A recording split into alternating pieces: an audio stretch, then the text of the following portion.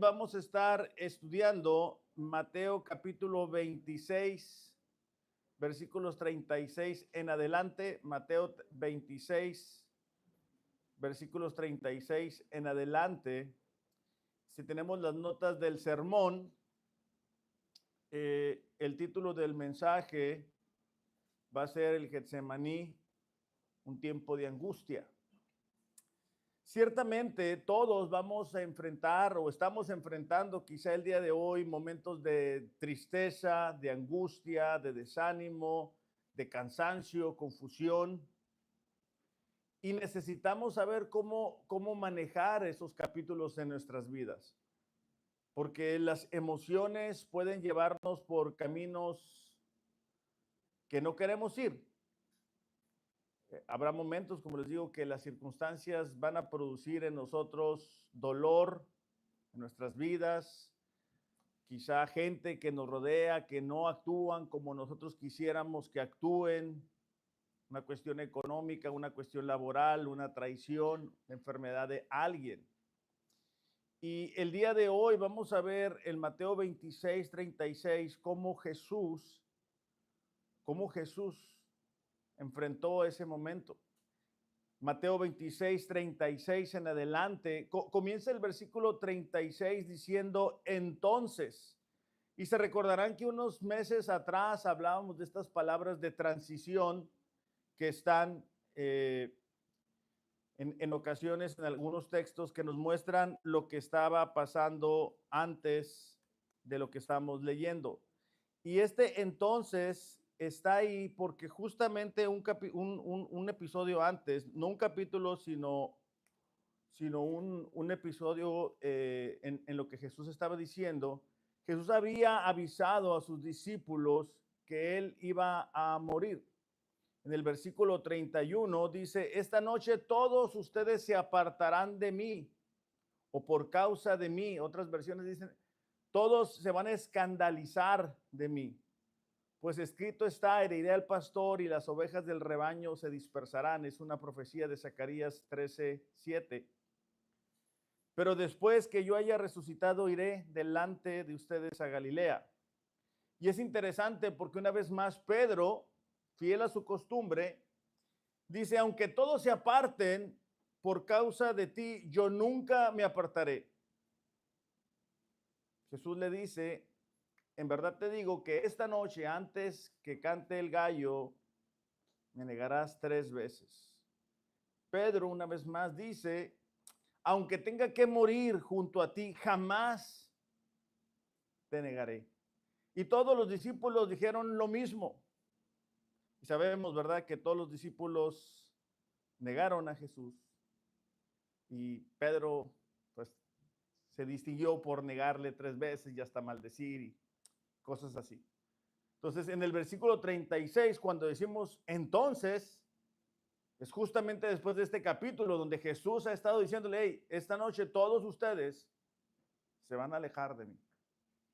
Entonces llegó con ellos a un lugar que se llama Getsemaní y dijo a sus discípulos, siéntense aquí mientras yo voy allá y oro.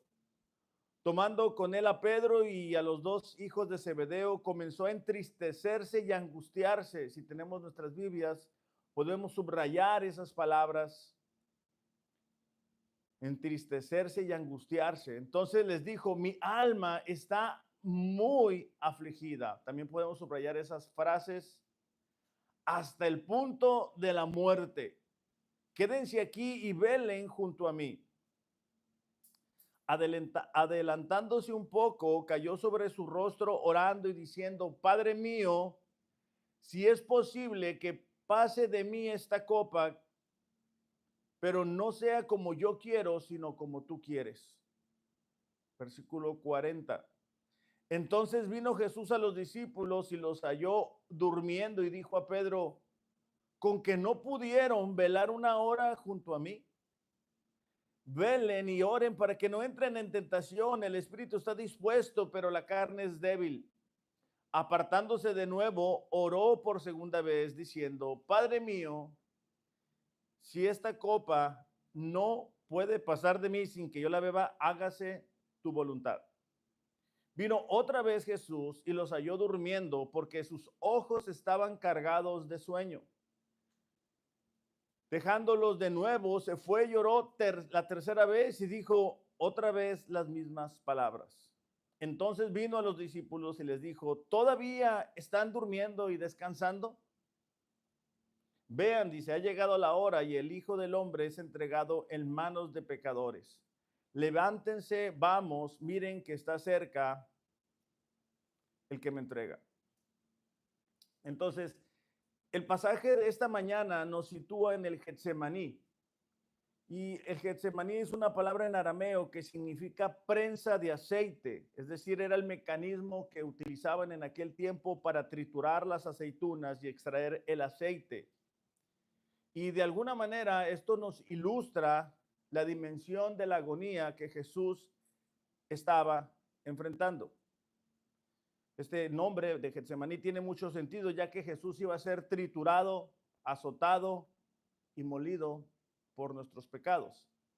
El aceite era de la oliva y era usado para ungir a los sacerdotes y reyes, para los profetas, y también era un símbolo del Espíritu Santo. Entonces, nos encontramos en este capítulo donde Jesús está enfrentando una angustia, una tristeza extrema.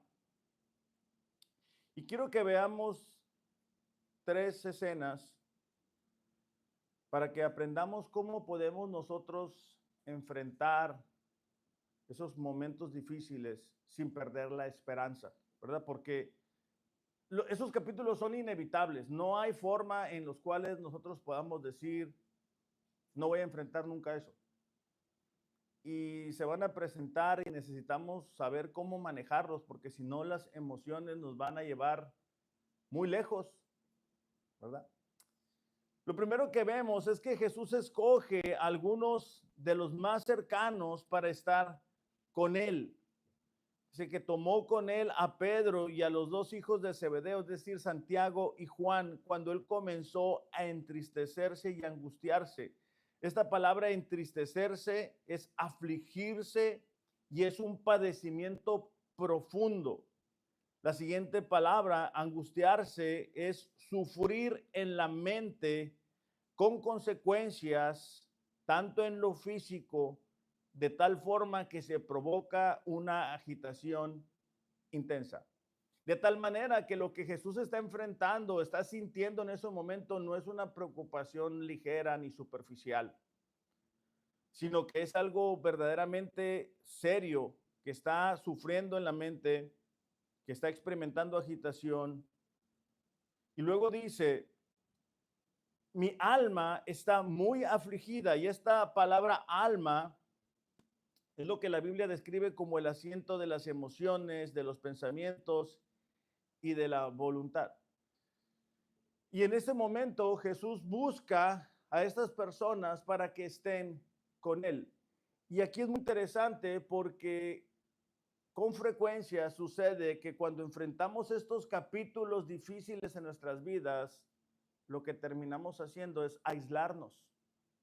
Lo que terminamos es creyendo o pensando, mira, nadie me va a entender, mejor lo voy a manejar yo solo o yo sola. Y en esos momentos en los cuales venga de alguna forma la prensa que nos está comenzando a triturar, que nos está comenzando a provocar un dolor intenso, en lo cual los pensamientos no los podemos enfocar, ¿verdad? Que tenemos confusión, que no sabemos qué hacer. Necesitamos estar rodeado de personas que nos amen. Necesitamos buscar ese apoyo en personas que sabemos que van a estar ahí para nosotros. La iglesia es un regalo que Dios nos ha dado y que no todo el tiempo lo vemos de esa forma. La iglesia es la familia que Dios nos ha entregado para superar los distintos problemas, tristezas, angustias, pérdidas, dolores. No lo deberíamos de ver como un obstáculo para hacer nuestra voluntad, sino que deberíamos de verlo como lo que es, nuestra familia. Hace un rato que llegaron algunos niños, me llamó la atención porque llegaron y se abrazaron. Y a veces creo que nosotros como grandes nos saludamos como con mucha seriedad. Digo, está bien, ¿no? En cierto sentido, pero deberíamos a veces yo juego con el señor Carlos porque no alcanzo a darle un abrazo, yo acostumbro a darle un abrazo al señor Carlos. Y cuando por el tiempo demás no se da, al final le digo, hey, mi abrazo. Entonces, necesitamos darnos cuenta de cuánto nos necesitamos. O sea, necesitamos en esos momentos del Getsemaní decir, no, mira, yo me voy a aislar, yo voy a buscar a Dios yo solo o yo sola, porque eso no es necesariamente lo mejor. Ahora, no únicamente necesitamos buscar a personas en esos momentos, sino yo quiero exhortarnos que podamos ser esas personas también. O sea, que podamos ser esa persona a quien la gente que está a nuestro lado pueda recurrir cuando ellos están enfrentando su Getsemaní, cuando ellos estén enfrentando la soledad, el quebranto, el dolor, la confusión. Que podamos llevar a práctica las oraciones que pronunciamos antes de iniciar la reunión. Porque ciertamente las oraciones son escuchadas por Dios, pero ciertamente hay parte en esas oraciones que a nosotros nos corresponde llevar a la práctica. A mí me da mucho gusto, ¿verdad? Cuando oran por distintos puntos y siempre le pido a Dios, Señor, ayúdanos a llevarlo a cabo. Porque si no, son oraciones muy bonitas. Que si no se acompañan con acciones, probablemente no lleguen a cumplirse. Primera de Samuel, capítulo 23, nos relata un poquito cómo una ilustración, cómo se ve esto. David era perseguido por Saúl, ya sabemos la historia, y enfrentó momentos tristes, momentos de angustia. Ahora, David estaba enfrentando, o sea, a veces nos enfrentamos problemas y dificultades, pero nadie nos está persiguiendo para matarnos. Y David sí sentía que si no caminaba más rápido, Saúl lo alcanzaba y lo mataba. O sea, no había segundas oportunidades, ¿verdad? Estoy en primera de Samuel, capítulo 23 y versículo 14. Dice así el versículo 14, David se refugió en unas fortalezas que había en el desierto y en la zona montañosa de Sif. Saúl lo perseguía día tras día. Y volvemos a lo mismo, Saúl no quería platicar con David, Saúl lo estaba buscando para matarlo. Pero Dios no permitió que Saúl lo encontrara. Un día, cerca de Ores, David recibió la noticia de que Saúl estaba camino a Sif para buscarlo y matarlo. Interesante, ¿verdad? No había todavía redes sociales, pero bueno, ya sabía David que le estaban pisando los talones, como se dice comúnmente. Jonathan fue a buscar a David y lo animó a que permaneciera firme en su fe en Dios. Es interesante cuando vemos aquí que fue Jonathan quien va y busca a David. Es decir, no se encontraron, no fue obra de la casualidad. Hubo un accionar de parte de Jonathan de buscar a alguien que él sabía que estaba experimentando angustia, quebranto, soledad, miedo. Y él no dijo, bueno, el domingo que lo vea en la iglesia, ahí platico con él. Él dijo, ¿sabes qué? Esto es importante. Yo necesito buscar a mi amigo. Yo necesito buscar a esa persona a quien amo. Jonathan fue a buscar a David y lo animó a que permaneciera firme en su fe en Dios. Y le dijo, no tengas miedo. Mi padre nunca te encontrará. Tú vas a ser el rey de Israel y yo voy a estar a tu lado como mi padre bien lo sabe. ¿Qué estaba haciendo Jonathan? Jonathan le estaba diciendo, hey, no te enfoques en las circunstancias, David. Pon tu confianza en Dios. Pon tus convicciones firmes en quién es Dios.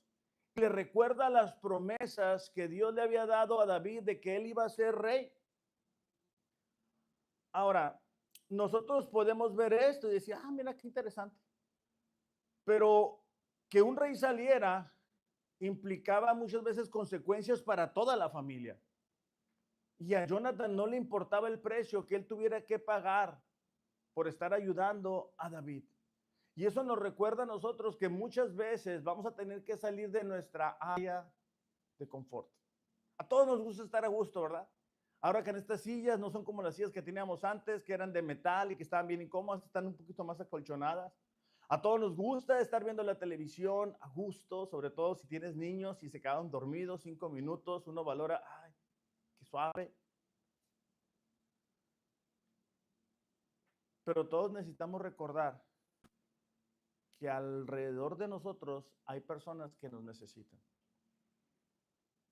Y que necesitamos ser esas personas en quien las personas puedan ser ayudados.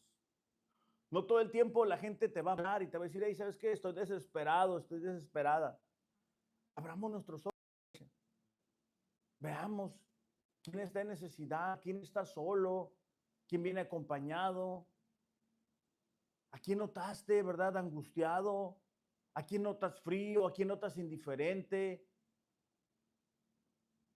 No, o sea, no vengamos solamente a decir, bueno, yo vengo a que Dios me hable, sí, está bien, es parte de, pero hey, somos una familia, o sea, los que tenemos a hijos y esposa o esposo, ¿verdad? Y tú miras a tu esposa, pues triste, tú no dices, bueno, o no deberías de hacerlo así, sino que tú comúnmente vas a decir, hey, ¿qué onda? ¿Cómo estás? O a tus hijos, hey, te noto triste. Así debería ser en la iglesia también. O sea, no decir, bueno, pues yo voy, escucho y ¡fum! Vámonos. Sino, hey, ¿qué onda? ¿Cómo estás? Te noto así. ¿No fuiste el miércoles o no fuiste el domingo? ¿En qué te puedo ayudar? Entonces, este capítulo es bien interesante para nosotros porque todos necesitamos. O sea, no creamos, no, yo no necesito a nadie. No, todos nos necesitamos. Todos va a haber momentos en los cuales no nos queremos sentir solos, que sentimos angustia, que sentimos confusión, que todo da vuelta, que las circunstancias no es lo que nosotros hubiéramos querido que fueran, que no hubiéramos querido perder a este o aquella persona, que no quisiéramos estar batallando con un tema económico, que muchas veces no sabemos qué va a pasar. Un sentimiento que no es nada agradable es la incertidumbre y es cuando tú dices, no sé qué va a pasar. O sea, a nosotros nos gusta tener todo, bueno, a la mayoría de nosotros nos gusta tener todo planeado, todo saber cómo le vamos a hacer, y está muy bien, pero hay momentos en los cuales Dios dice, no voy a permitir eso para que podamos poner nuestra confianza únicamente en Dios. Lo segundo que vemos, vamos a brincarnos un poquito aquí en el versículo 39 y de ahí vamos a ir brincando, porque vemos cómo él abrió su corazón al Padre en oración. Y esta es una parte importante para nosotros, porque la mayoría de nosotros entendemos la importancia de la oración, pero la mayoría de nosotros admitimos y aceptamos que no oramos como deberíamos de hacerlo, con el tiempo que deberíamos de hacerlo, no le damos la prioridad que deberíamos de darle. Dice que adelantándose un poco, esto en el versículo 39, cayó sobre su rostro orando y diciendo, Padre mío, si es posible que pase de mí esta copa. Y esta expresión de caer en rostro nos muestra a un Jesús derramando su corazón delante del Padre.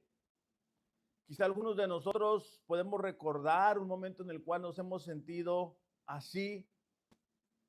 De hecho, esta semana creo, en Hebreos capítulo 4:15, si quieren poner una marquita, dice en Hebreos 4:15, no tenemos un sumo sacerdote que no pueda compadecerse de nuestras flaquezas, sino uno que ha sido tentado en todo como nosotros, pero sin pecado. Es decir, tú y yo no podemos experimentar algo que Jesús no haya experimentado, no haya sentido. Claro, él sin pecado.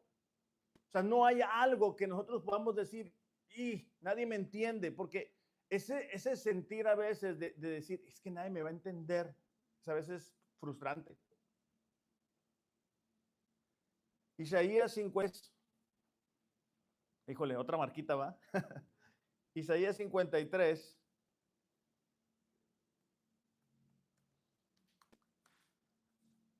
versículo 3, dice, fue despreciado y desechado de los hombres, varón de dolores, dice, experimentado en aflicción, y como uno de quien los hombres esconden su rostro. Fue despreciado y no lo estimamos. Hay otra versión que dice, fue despreciado y rechazado, hombre de dolores, conocedor del dolor más profundo, es decir, experimentó el dolor más profundo. Y luego dice, nosotros le dimos la espalda y desviamos la mirada. Fue despreciado y no nos importó. Volviendo a Hebreos, pero en el versículo 16 dice, por tanto, dice, acerquémonos con confianza. ¿Por qué acercarnos con confianza? Porque Él entiende cómo nos sentimos nosotros. Acerquémonos con confianza al trono de la gracia para que recibamos misericordia y hallemos gracia para la ayuda oportuna. Volviendo a Mateo, pero ahora en el versículo 42 dice, apartándose de nuevo, oró por segunda vez diciendo, Padre mío, si esta copa no puede pasar sin que yo la beba, hágase tu voluntad. Versículo 44 dice, dejándolos de nuevo, se fue y oró una tercera vez y dijo otra vez las mismas palabras. De hecho, en Lucas 22:44 dice, estando en agonía, oraba con mucho fervor y su sudor se volvió como gruesas gotas de sangre que caían sobre la tierra.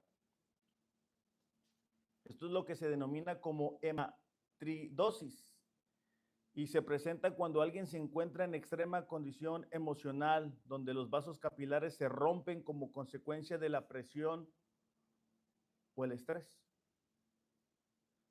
Entonces, Jesús, en ese momento de angustia, está yendo al Padre y está derramando su corazón. Y la pregunta para nosotros pudiera ser, en esos momentos de angustia, ¿qué hacemos? O sea, vamos al Padre y decimos, Señor, ayúdanos. O sea, dame la fortaleza que necesito. O sea, dame lo que necesito para actuar de acuerdo a tu voluntad. Porque una tentación en medio de la angustia o de la tristeza es buscar alejarnos de Dios. Es decir, mira, no tiene caso, estoy intentándolo y cada vez están las cosas peor, cada vez están más problemas, mejor no leo la Biblia,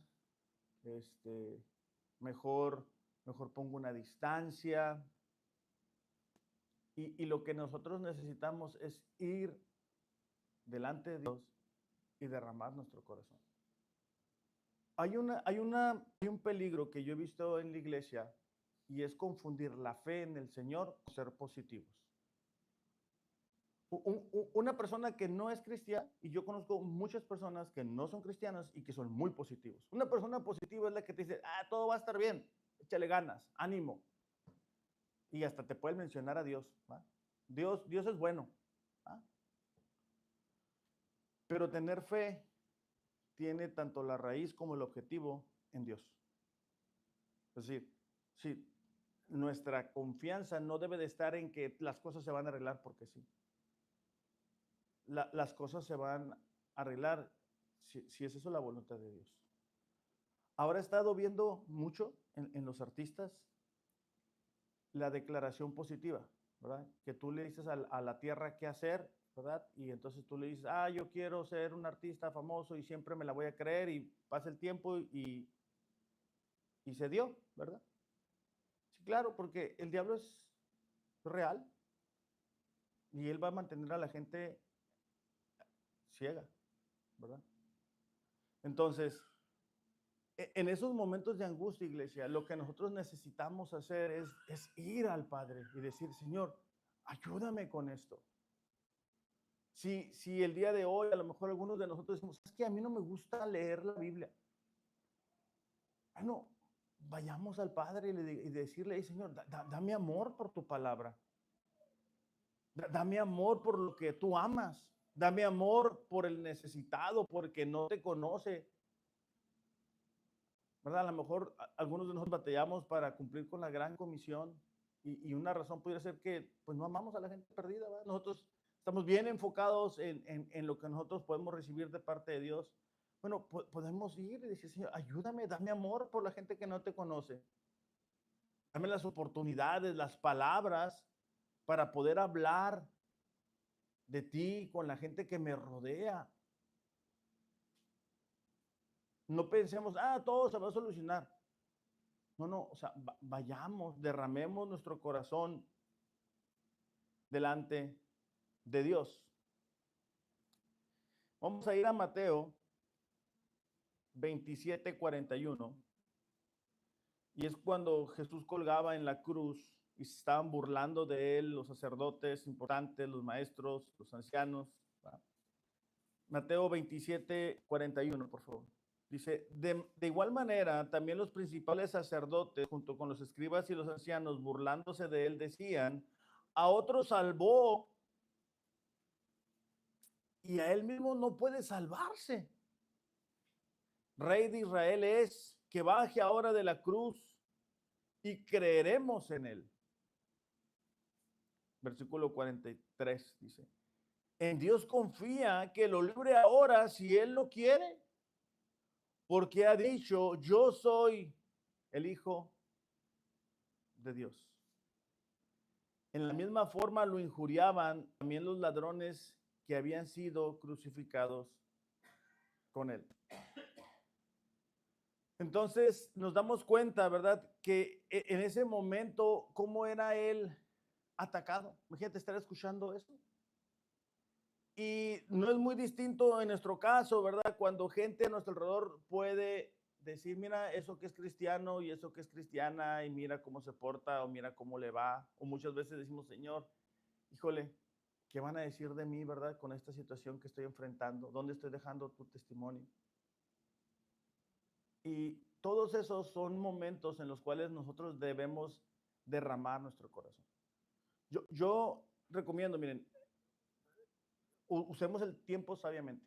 ¿Ah? Si tú eres una ama de casa y limpias la casa, puedes estar orando, ¿verdad? Mientras haces la limpieza o mientras llevas el niño a la escuela o mientras haces labores, ¿verdad? Pero hay un momento en el cual eso no va a ser suficiente, donde tú necesitas clamar a Dios, donde son situaciones extremas, donde una oración de decir gracias Señor por este día no va a ser suficiente, porque son casos extremos, son momentos complicados y nosotros necesitamos recordar, hey, Él es nuestro Padre. Jesús dice, Padre, o sea, ayúdame. Si es posible que pase de mí esta copa, que suceda. Pero Él no desligó esa relación y en ocasiones para nosotros, cuando vienen esos capítulos, lo que sacamos en conclusión es, yo cristiano, más un problema igual a Dios no me ama. Yo cristiano, un problema igual a Dios no me escucha. Y no es así. No funciona así la matemática de Dios. Entonces, en esos momentos nosotros necesitamos ir al Padre, porque muchas veces esas ocasiones que Dios permite de situaciones tristes, complicadas, de angustia, de problemas extremos, Él los permite en nuestras vidas para que vayamos a Él y reconozcamos y nos demos cuenta de cuánto lo necesitamos. Nosotros pudiéramos verlo como, entonces ya Dios no me ama, porque si me amara no permitiera que esto me pasara. Y es exactamente lo contrario. ¿Por qué? Porque nuestro corazón nos puede engañar. ¿Se acuerdan que lo miramos hace unas semanas atrás? ¿Verdad? Nosotros decimos, no, nosotros estoy súper bien. Y no nos damos cuenta que con frecuencia nos vamos enfriando, nos vamos alejando, vamos aceptando una forma de pecado en nuestra vida, lo vamos diciendo, no pasa nada, mira, lo acepté y no pasó nada, Dios entiende, estoy haciendo este pecado, pero no va a pasar nada, ¿verdad? Y Dios permite que tormentas o pruebas sucedan para sacudirnos y que nos demos cuenta de cuánto le necesitamos. De hecho, Hebreos 2:18, no lo busquen, yo se los voy a leer. Dice, debido a que él mismo ha pasado por sufrimientos y pruebas, puede ayudarnos cuando pasamos por pruebas. Entonces, la próxima vez que tú y yo enfrentemos una situación difícil, o si el día de hoy estamos enfrentando algo, no digamos, nadie me va a entender. No, Jesús te va a entender. Jesús te entiende, Jesús pasó por eso. Jesús experimentó lo que es el quebranto. Es un hombre experimentado en quebranto y dolores. Jesús sabía cómo se iban a comportar sus discípulos. Él dijo, mira, ustedes me van a negar, se van a escandalizar de mí, van a negar que me conocen. Imagínate eso. Y él no dijo, bueno, pues como me van a negar, yo ya no subo a la cruz, ¿verdad? No, él dijo, ok, me van a negar. Y él buscaba en el Padre derramar su corazón. Entonces, sé que a veces para nosotros puede ser insuficiente, vamos a decirlo así, compartir lo que estamos sintiendo con alguien. Pero podemos ir al Padre. Si bien es cierto, podemos decir, ayúdenme en esta situación. Ayúdenme que estoy quebrantado, ayúdenme que me siento solo, ayúdenme que siento que no puedo. Hay una parte donde necesitamos ir a Dios y decirle, Señor, ayúdame porque reconozco cuánto te necesito. Si Jesús lo hizo, ¿qué nos hace pensar a nosotros que nosotros no necesitamos? Lo tercero que vemos es que necesitamos, iglesia, aprender a descansar en la soberanía de Dios, descansar en la soberana sabiduría de Dios. Es decir, cuando viene una situación, nosotros oramos, pero hay que aprender a descansar, que Dios sabe más que nosotros. Que Dios va a actuar conforme a su perfecta, buena y agradable voluntad. Fíjate cómo lo dice en el versículo 39. Dice, adelantándose un poco, cayó sobre su rostro orando, diciendo, Padre mío, si es posible que pase de mí esta copa, pero no sea como yo quiero, sino como tú quieras. Apartándose de nuevo, el versículo 42 dice, oró por segunda vez diciendo, Padre mío, si esta copa no puede pasar de mí sin que yo la beba, hágase tu voluntad. Y dice ahí que lo hizo una tercera vez. Necesitamos ir al Padre, derramar nuestro corazón y descansar en su soberanía. Descansar en que Él es sabio. Porque pudiera suceder que nosotros estamos enfrentando un problema, queremos que Dios nos ayude, pero queremos decirle a Dios cómo nos debe ayudar. Es decir, tú le quieres decir al que creó todo, que te creó a ti, qué es lo que tiene que hacer y cómo debe de hacerlo y en qué tiempo hacerlo. Y no me vean así, todos lo hemos hecho, ¿verdad? Y tan lo hemos hecho que cuando oramos, después de 5 minutos y no vemos la respuesta, decimos, cristiano, oración no contestada, Dios no me ama. Cristiano, oración no contestada, Dios no me escucha. Y el tema no funciona así. Nosotros vamos al Padre y le derramamos nuestro corazón, pero necesitamos descansar en que Él va a hacer lo que es mejor de acuerdo a su voluntad. Creo que algo que hace mucho daño en la iglesia cristiana es la idea de que Dios va a hacer lo que nosotros queramos si tenemos suficiente fe. No sé cuántos de ustedes han escuchado, ¿verdad? Si Dios no te ha contestado es porque te falta fe. Y no necesariamente es así. Yo creo que todos coincidimos en que Pablo fue un hombre de fe. Y dice que en varias ocasiones pidió en 2 Corintios 12:7, en versículo 8 dice acerca de esto: 3 veces he rogado al Señor para que lo quitara de mí, hablando del aguijón. Otras versiones dicen una espina en la carne, aunque no se sabe qué era, pues se lee que no era muy agradable, ¿verdad? Él me ha dicho: te basta mi gracia, pues mi poder se perfecciona en la debilidad. O sea, Dios no le dijo, mira, te falta fe, Pablo. Y eso es otro tormento que yo he visto, que a la gente que está experimentando un dolor, cuando van y piden un consejo a la persona equivocada y luego vienen y me dicen, oye, pues es que dice Sutanito que me falta fe. Y no necesariamente es así. Él me ha dicho, te basta mi gracia, pues mi poder se perfecciona en la debilidad. Por tanto, con mucho gusto me gloriaré más bien en mis debilidades, para que el poder de Cristo more en mí. La mayoría de nosotros queremos darle gloria a Dios con una oración contestada. La mayoría de nosotros nos emocionamos, ¿verdad? Cuando miras a alguien dando testimonio y te dice algo como yo tenía cáncer y el Señor me sanó y dices tú, ¡ay! Gloria a Dios, yo quiero eso, yo quiero darle gloria a Dios diciendo, ¿verdad? Él me sanó, Él me rescató, yo debía dinero y Dios mandó una bendición económica y wow, aquí estoy.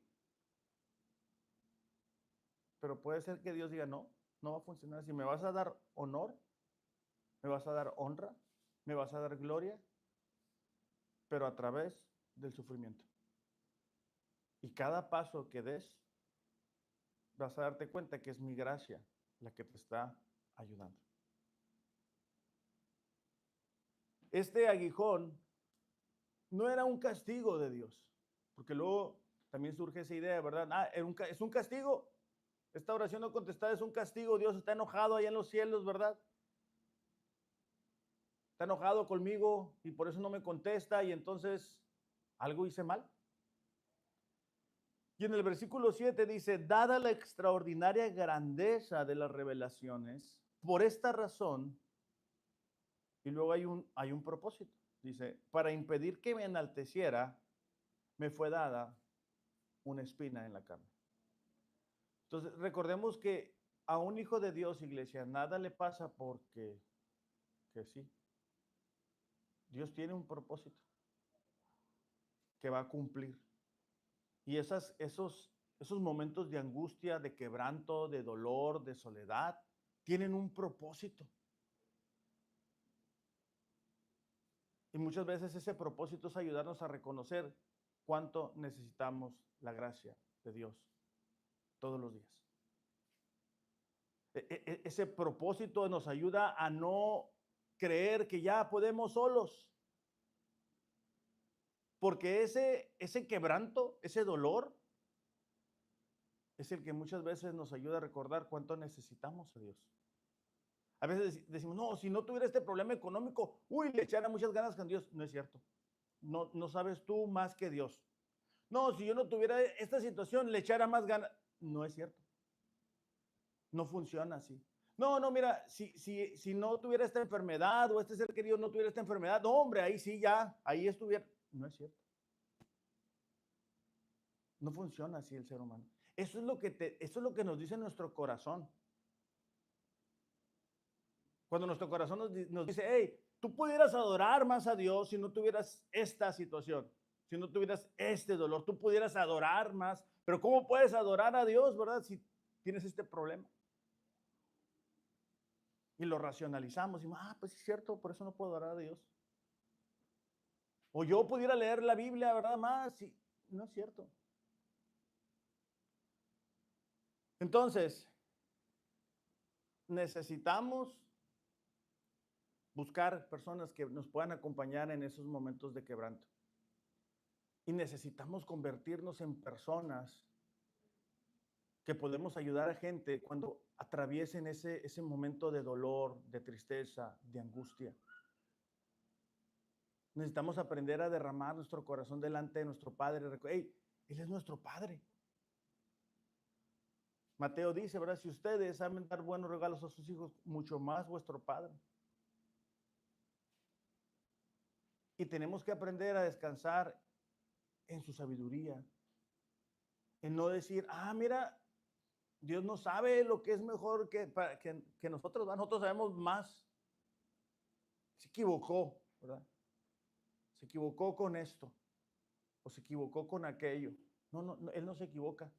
Y Él tampoco no tiene como plan B, ¿verdad? Nosotros estamos bien acostumbrados a plan A, plan B, y si no me funciona, y si no le hago por acá. No, Él no funciona así. Nosotros podemos ir a Él en oración. Y puede ser que en ese momento de oración Dios dirija nuestros corazones en una dirección distinta. Que nos ayude a entender, hey, no es por ahí. O que nos ayude a entender que a lo mejor esa petición que estamos haciendo no va con las motivaciones correctas. Entonces, hagamos, iglesia, de este episodio algo que nosotros podamos llevar a la práctica. Próxima vez, hey, ¿sabes qué? Yo necesito crecer, yo necesito madurar. Yo ya tengo tanto tiempo en el Evangelio y no puedo ser un bebé espiritual. Necesito prepararme para cuando alguien necesite, yo estar ahí. Y si a lo mejor tú eres de las personas que enfrentan sus pruebas solo o sola, necesitas decir, hey, Dios me ha regalado la iglesia. Personas que lo aman a Él, personas que te aman a ti y que en esos momentos difíciles puedo contar con ellos. Necesitamos decir, hey, Señor, voy a decirte lo que me duele. Voy a decirte lo que hay en mi corazón. De todas maneras, Él ya lo sabe. Y necesitamos aprender a descansar en su sabiduría, en su soberanía. Vamos a orar. Padre, te damos gracias en esta mañana por la oportunidad que nos das de llamarnos tus hijos. Te pedimos, Señor, que podamos tener esa plena certidumbre, plena confianza de que tú nos amas con un amor eterno. Y esta mañana, Señor, te pedimos que como iglesia podamos aprender a derramar nuestro corazón delante de ti, Señor, y podamos descansar en tu sabiduría, en que vas a contestar conforme a tu voluntad en tu tiempo. Ayúdanos, Dios, a saber esperar en ti. Ayúdanos a descansar en que en el momento, en el mejor momento, tú vas a responder en la manera en que tú sepas que es lo mejor para nosotros. Te pedimos también, Padre, para que cada uno de nosotros pueda crecer, madurar espiritualmente. De tal forma que cuando personas a nuestro alrededor estén pasando por esas tristezas profundas, podamos estar ahí para ellos, para ayudarles, para apoyarles. En el nombre de Jesús.